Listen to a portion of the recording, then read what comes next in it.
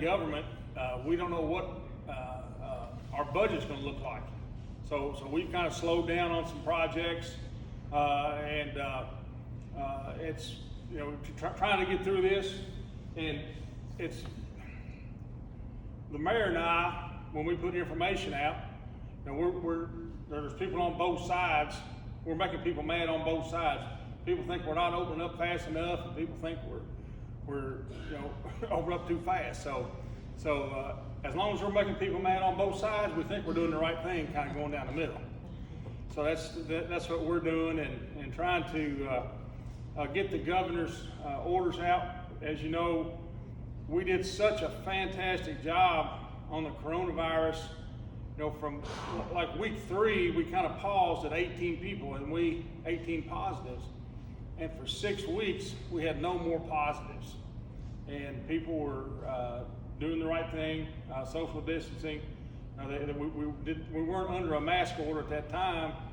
And a lot of the orders that you know, of course, the CDC was saying not to wear a mask, but I think that's because there was a worldwide shortage of masks back then. Same thing on testing. The CDC's changed their rules on testing. That's because there was no testing available back early on.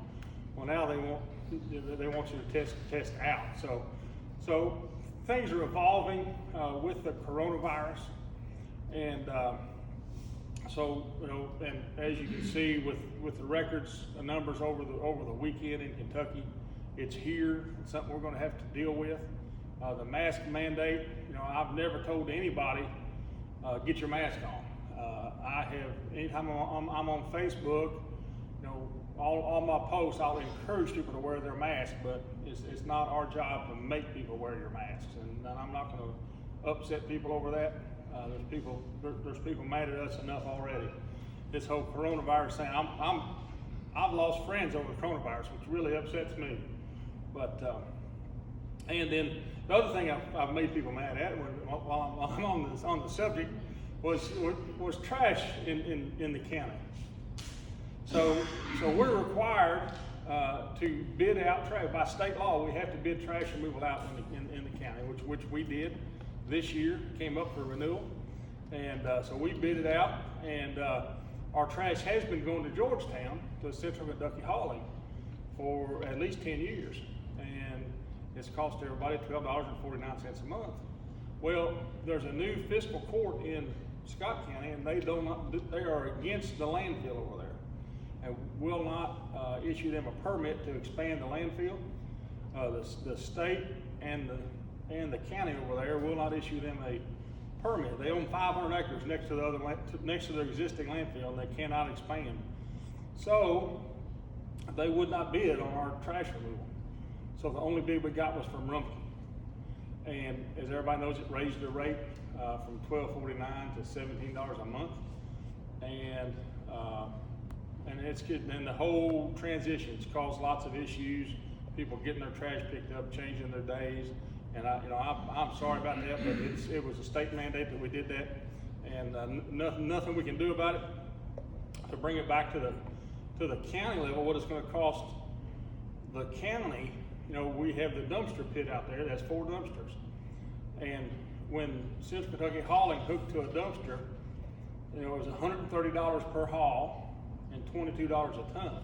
With Rumpke, now it's $200 per haul and $29 a ton, plus $40 a month rental on those things. So I'm looking at ways to save money there. We might go buy our own roll-off truck. I'm running some budgets now. If I can find somebody with a CDL, if anybody has a CDL and look for an extra job, we got one open right now. You can drive a trash truck. So we are looking for somebody.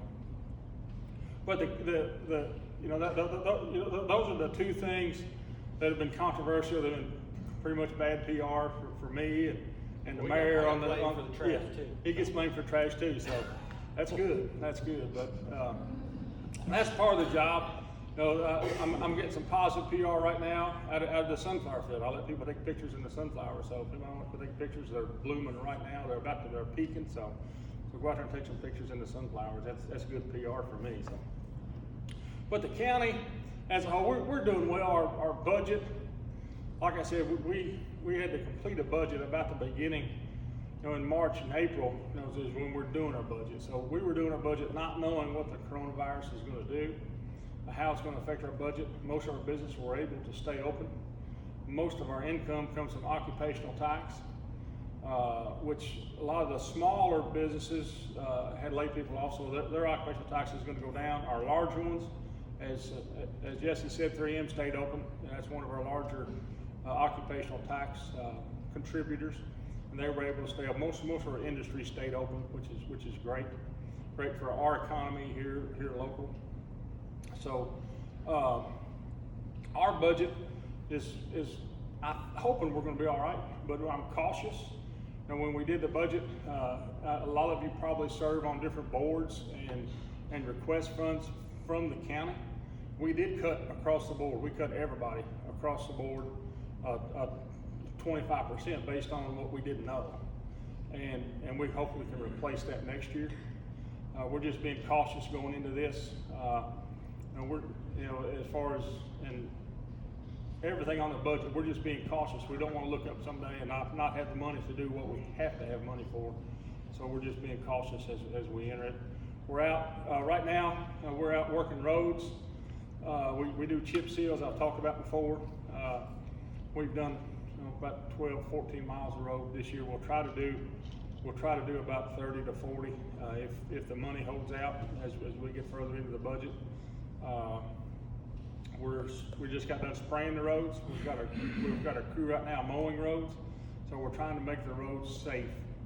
Is our goal.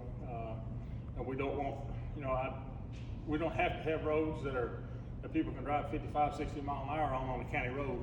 Most of our county roads start out as cow paths anyway, so you don't really need to be driving much over 25, 30 miles an hour on county roads. So we try to maintain them and make them safe is our goal. We did get some money back from the CARES Act. We got some money from Frankfurt that's going to replace some of the money we've spent on the coronavirus. It'll replace, we had not much expense related to it because we didn't know if we were going to get any money back, but we did spend some money on some masks and other stuff, and we are getting that back. But what is also eligible is our deputy sheriffs. All of our sheriff's department salaries are eligible, so we can turn that in and get that back from the state. They're replacing that, so that's going to help our budget quite a bit as well. And I don't think where else I'm going to ramble about, Mary, before you get up here and wow everybody. Wow everybody. But everything in the county is going well. The county is growing. Our number of building permits is up quite a bit. I don't know exactly, but I talked to planning and zoning. They are experiencing kind of a boom in building in the county. As Linda said, low interest rates and people are building, and that's good for the county. Good for it's good for the city as well. We've got some growth in our industrial park. We've got some interest out there. Everything seems for the county seems to be progressing along. We'll try to get through this coronavirus, and I can't wait to have that behind us. It's pretty frustrating to deal with, but we'll get that behind us, and we'll move forward. And that's about what I've got. Like I said, I didn't prepare, so I'll let the mayor get up here and go. I'm sure everybody will give you lots of questions though. Yeah, I'll take questions after the mayor as well. Yeah, I'll try to leave some time to for questions. But the only reason I did a PowerPoint was because we have this nice big screen here in the theater, and I just couldn't let it just sit there and not have something on there. But we are doing some things that I think pictures will communicate much better than I can describe it. But 2020, when I started the year, I put on my whiteboard, when I go to set my goals, I usually put them on my whiteboard, and I put the 3 words, dream, inspire, create, because I wanted this year for Cynthiana to be a year where we dream big dreams, we inspire others to go out and create awesome things. And then we all got together, the judge and Stephanie and Tommy Jean and planning and zoning, when we set a community vision and came up with about 11 goals that we had for 2020 that we wanted to accomplish. And they were great goals like improve our broadband, more housing, downtown restrooms, all this other cool stuff. Those were our hopes for 2020. And what we actually got was COVID-19. And I mean, I can remember that Friday, and I'm sure the judge remembers it too. He got the call first that we had the first case in Kentucky. The next day we were in the governor's office. And then from then on, that's kind of defined our year. But as we were going through this, what I didn't want this to be is the lost year. 2020, I didn't want it to be the lost year for myself or for the city of Cynthiana or for our community. I wanted it to be the year that Cynthiana rose to the challenge and still moved forward. So that's kind of going to be my talk today. I mean, we were ground zero for COVID-19, and because of that, I think we really shined. I mean, we had Washington Post, New York Times, all kinds of newspapers in here those first couple of weeks looking at our response, and we really did set the standard for how other mayors dealt with it in their city, other county judges deal with it. Our chamber has set an example for the whole rest of the state on how do you do it when every event gets canceled, but you still have to move forward and serve your customers. So kudos to the chamber, the board, and our director here. During all this, we had a flood that was going to be projected to be the second highest flood in our history. So we had to respond to that. We showed the entire nation, and we certainly showed this state, how do you have a protest rally during a pandemic without violence or rioting? We showed the world how to do that. Everybody had their mask on, everybody was social distance, it was peaceful, it brought the community together instead of tearing it apart. So, and I think this year we really showed how to care for one another. New grants were formed that helped businesses out and gave money out. We opened a helpline. People donated to that. We were able to get money, food out and supplies out to people who were really suffering. So I think 2020 is the year that Cynthiana really rose to the occasion and met some of these challenges. And we're continuing to do that. So we as a community should really be proud. We should really be proud of this community and how we have responded. So let's talk about some specific things that we have accomplished as a city during this time. During this year, it wasn't a lost year. Very beginning of the year, we finished our booster pump station and brought it online so that we could increase the flow and the pressure to the east side of the city, which has always had, ever since I've been mayor and even before, pressure problems. And so we addressed that and brought that online. We also assisted Cynthiana Main Street with the public restrooms that Stephanie had mentioned. I did not know that we did not have sewer and water lines down Pike Street. Who would have thought? We had to lay those so that Stephanie and Main Street could build these restroom facilities. So that's what it looks like today. Probably in a couple of weeks there'll be hopefully some public restrooms there. We purchased a new public maintenance building. Now we got an estimate to build a new one, and we definitely had to build a new one because where we were operating out of was about 5 different sites across the city where we were paying rent on some of those, and our primary facility was in the floodplain where every time there was even a threat of flooding, we had to move everything out and then move everything back in.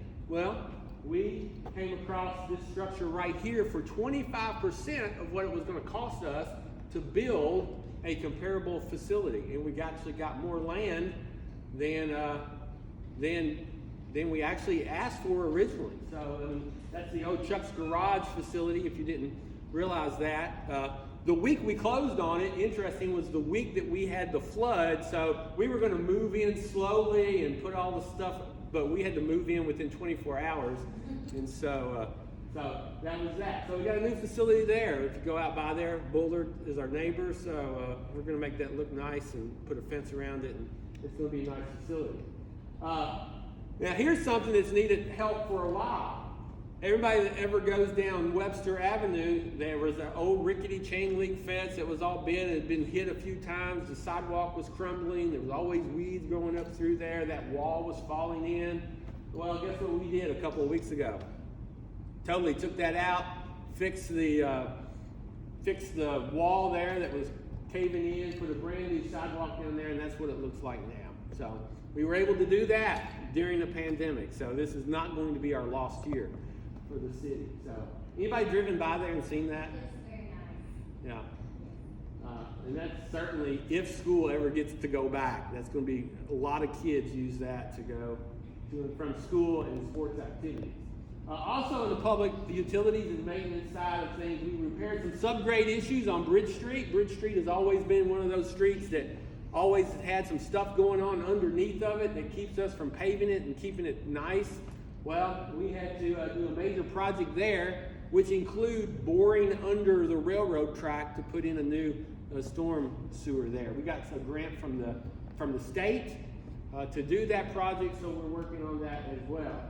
Public safety. I got to say, every department in the city was impacted by COVID-19, but none as much as public safety was. It seems like the COVID-19 changed the way we do firefighting. It changed the way we do police work. It changed the way 911 answers the phone and dispatches people to there. So they really had to change overnight in some of the things they do. And while they were dealing with all those changes, they were the ones, along with Public Works and blocking off some roads, had to deal with the safety issues involved in a flood that was happening. But through this all, we obtained a new aerial truck from Paris Fire Department. They actually, I think they donated it to us, didn't they? So we got that for nothing.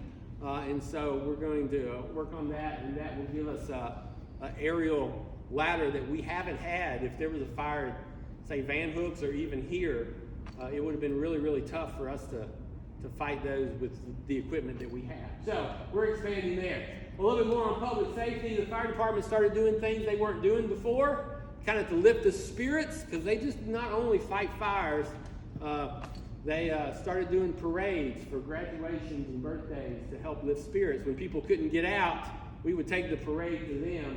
911 was awarded a grant so that now you can text, or not yet, but soon to be, you can text 911, which is a great service because sometimes maybe you don't want to call, but you can get a text to 911.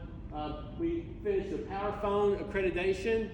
We also are initiating a change from our code red system to another one that's going to be much better for people. And then 911 Dispatch started a sewing club and started making masks for all the fire department and police department. So that was on the fire department side. On the police department side, we welcomed the new fire chief, our new police chief in. So you got to meet him just a little bit ago, Doug Robinson.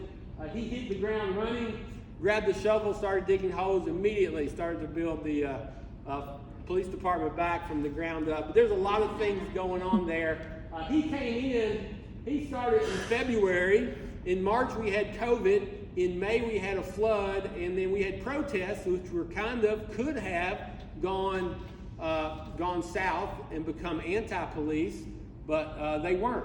They weren't here, not at all. And it brought the community and the police department together. And I say it thanks to that gentleman right back there, the chief, because he really set this tone through it all.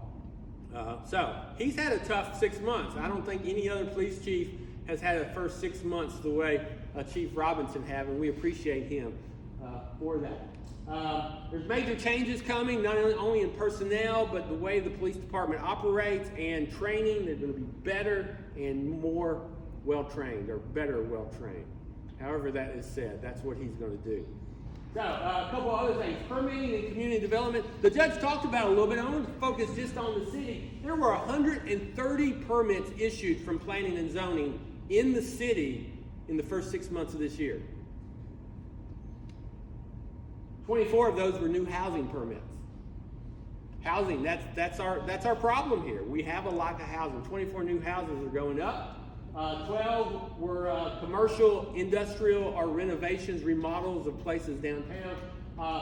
HMH, the cottages, that accounted for 15 of those housing permits. So that's a great development out there that's going to meet some of our needs here. And 11 of certificates of occupancies were issued for that. So, good year, right? You don't think of 2020 as a good year, right? But it has been a good year for the city of Cynthiana. Economic development, we have currently 3 projects looking at Cynthiana that may come here. We have a new restaurant looking at Cynthiana out on US 27 South. We have expanded lighting at the business park. It was a very dark business park, and so we're putting new lighting out through there. Thanks to the county, that's a partnership between county and city there.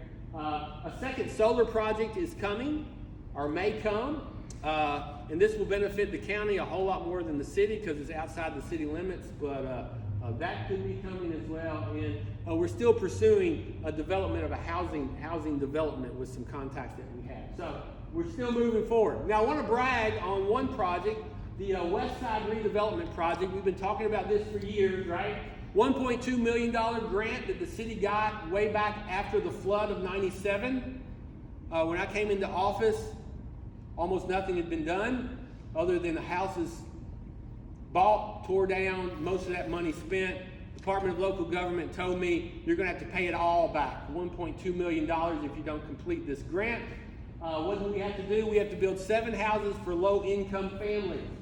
Only 2 were completed going into 2019. Here's start of this year, 2020, we had 3 built. We're working on a 4th one. Here's what happened in 2020. We sold 1. Now we got 2 others on contract. This one we're building right now, it's sold. All in 2020. We're wrapping up this grant. So 4 of the 5 houses that we needed to sell, we're gonna have them done within the next month. We only have 1 more to go. So it is for sale. If you can find anyone that meets the income qualification and can qualify for a mortgage, we would love to get them in a home so we can get this off our books, because as long as this grant is on our books, we can't apply for anything else. Okay, I got a few more minutes. I want to close with a few things. A couple of weeks ago, I met with our chamber director, our tourism director, and Stephanie in Main Street, and we decided we're going to spend 3 months, even though we can't have events, we're going to spend the next 3 months in really trying to make an impact in the way Cynthiana looks and the way we present ourselves to the rest of the world. Because there's some changes coming. I think you're going to see people moving out of big cities that have been hit hard by COVID, and they're going to be looking at small towns like Cynthiana and Harrison County to move to. So we got to get ready for that. So we came up with some things that we're going to collaborate on to improve Cynthiana, and this is just a few of them. You're going to see some bike racks downtown.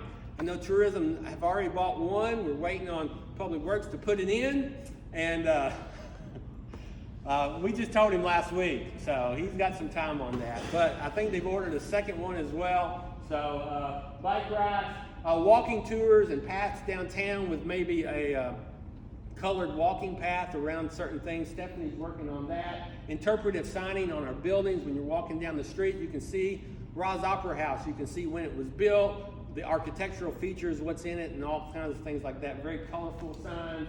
River development. We've been talking about the river forever and our need to develop that.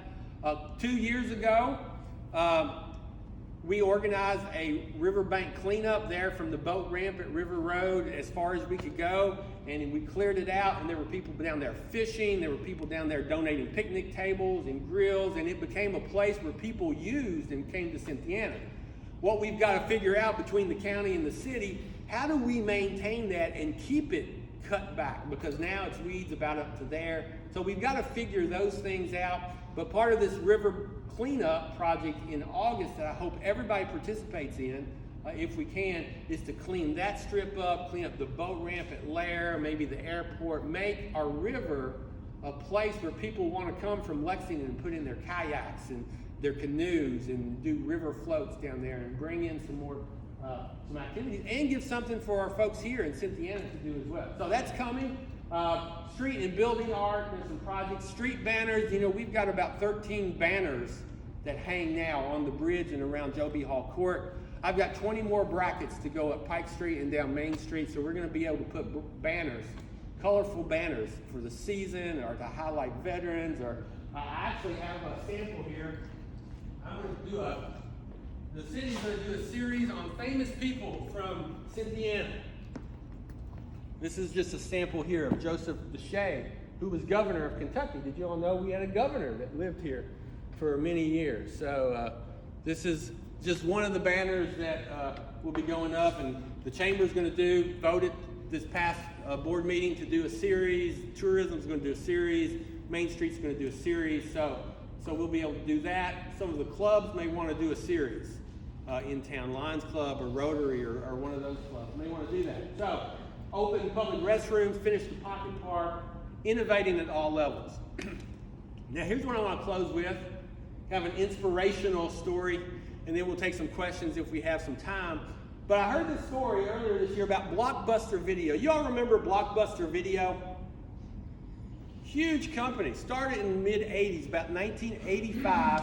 By 2000, they had 9,000 stores, 84,000 employees, and $5.9 billion in revenue. In 1 year, they made $600 million in late fees. 1 year. You all remember those days you would rent a movie and you would be all stressed out because you had to get it back by the time because you didn't want to pay late fees. $600 million, imagine that. Well, another company popped up around 2000 because they got tired of paying late fees. And their idea was, I'm going to ship movies to people and they can keep it as long as they want with no late fees, and when they send it back, we'll send them another one. And then that company called Netflix got into streaming services where you could actually pay and watch it at home. They were having a hard time, Netflix was, in 2004. They were going to lose $50 million. So their CEO went and met with the CEO of Blockbuster Video. And said, we're having trouble. Here's what I propose. We will sell you Netflix for $50 million and we will run your streaming. We will run the streaming for Blockbuster. Blockbuster CEO laughed them out of the room. Laughed them out of the room. Saying that will never work. People will not pay a monthly fee to watch movies from their homes. $50 million to buy. 2010, Blockbuster filed for bankruptcy. 2013, the last corporate Blockbuster store in America closed.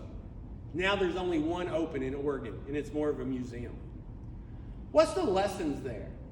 The lessons I took from that is that Blockbuster didn't recognize the changing landscape. That will never work. Guys, we're in the midst of a changing landscape in Cynthiana, in the world today. The other lesson is Blockbuster didn't understand what business they were in. They thought they were in the movie rental business. If they had believed that they were in the home entertainment business, would they have spent $50 million of that late fee money, bought Netflix, and still been in business today? The lesson for us in Cynthiana is, do we recognize the changing landscape in which we live? I think COVID is going to be a boom for small town America. It may be tough to get through the next couple of years, but if we position ourselves right, there will be people from Louisville and Cincinnati and Lexington wanting to move to a town like Cynthiana, Kentucky. And do we understand what business we're in? We have a strategic plan that we've put together that says we want to be the city where people want to live, they want to visit, and they want to come back to. So little things like spending a couple of $100s for some brackets to go on the telephone poles or to put in some downtown restroom facilities, those aren't cost